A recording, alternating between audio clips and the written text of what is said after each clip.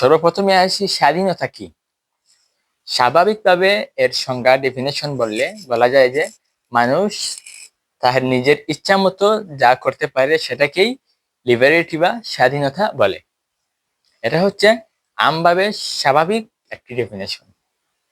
এর মূল ডেফিনেশন হচ্ছে গিয়ে একজন ব্যক্তি যখন তার পূর্ণ বিকাশ লাভ করতে পারে যে স্বাধীনতার মাধ্যমে, এবং সে সমাজের মধ্যে তার বিকাশ ফুটিয়ে সে আলোকিত হতে পারে এবং রাষ্ট্র কর্তৃক সমস্ত প্রয়োজন সে হাসিল করতে পারে। এটাই হচ্ছে স্বাধীনতার সংজ্ঞা। একজন রাষ্ট্র কর্তৃক একজন ব্যক্তির উপর স্বাধীনতার মূল সংজ্ঞা।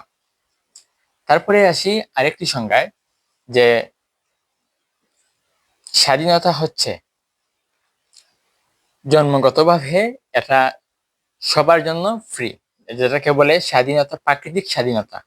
Man is born free but where over he is chain.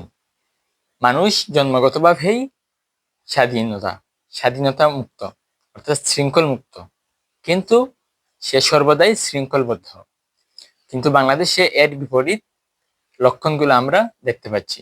স্বাধীনতার বিভিন্ন ফিচার্স বা ক্যারেক্টারিস্টিক্স রয়েছে, যেমন ধরেন রাজনৈতিক স্বাধীনতা অর্থাৎ পলিটিক্যাল লিবারেটি, ইকোনমিক্যাল স্বাধীনতা, ব্যক্তিগত স্বাধীনতা অর্থাৎ ইন্ডিভিজুয়াল লিবারেটি, কালচারাল স্বাধীনতা, এবং সবথেকে মোস্ট সিগনিফিক্যান্ট যে লিবারেটি রয়েছে সেটা হচ্ছে ন্যাশনাল লিবারেটি অর্থাৎ জাতীয় স্বাধীনতা।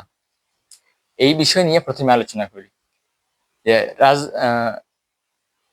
জাতীয় স্বাধীনতা অর্থাৎ ন্যাশনাল স্বাধীনতা কি।